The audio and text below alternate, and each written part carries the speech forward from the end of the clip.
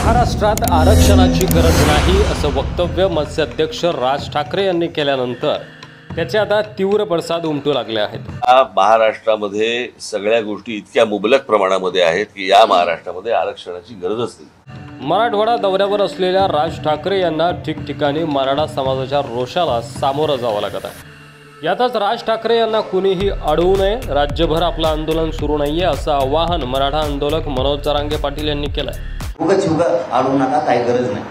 मराठ्यांनी अडवायचं ठरवलं, जाब विचारायचं ठरवलं तर मुंबईत जाऊन मराठा यांच्या गजुला धरून जाब विचारू शकतो, एवढी क्षमता मराठ्याची आणि ते तुम्हाला दिसत। मराठ्यांनी अडवायचं आणि जाब विचारायचं ठरवलं तर मुंबईत जाऊन गचंडीला धरून जाब विचारू शकतो, एवढी क्षमता मराठ्यांमध्ये आहे।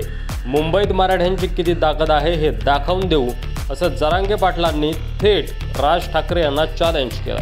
आता बऱ्याच जणाला मराठ्यांची ताकद कमी झाली का काय, मराठ्यांना पाठिंबा आहे का नाही काय, ते मुंबईत बी जाणार आहेत, तिथे बी ये म्हणा, तुला दाखवतो तिथं मुंबईत सुद्धा किती मराठी। ते कोल्हापुरात प्रसारमाध्यमांशी संवाद साधत होते।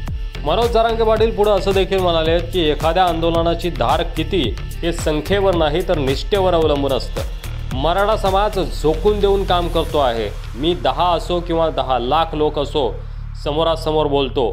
कोल्हापूर जिल्ह्यात आमची ताकद खूप आहे। निवडणुकीपूर्वी कोल्हापुरात किती मोठी सभा घेतो हे बघा। आमची माणसं सगळ्या मतदारसंघात काम करत आहेत। आम्हाला पाठिंबा देणाऱ्यांना निवडणुकीत मदत करू, जे विरोध करतात त्यांना पाडू। सगळ्यांच्या छाताडावर बसून आम्ही ओबीसीतून आरक्षण घेणार आहोत। ओबीसीतील मोठ्या जातींनी ओबीसीतील छोट्या जातींचा किती फायदा केला असा प्रश्न देखील जरांगे पाटील यांनी विचारला।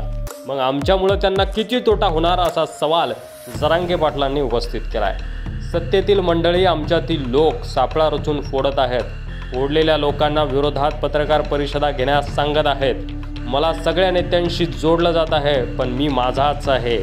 देशातील हे पहिलं आंदोलन आहे जे वर्षभर सुरू आहे असं देखील पुढे बोलताना जरांगे पाटील म्हणाले।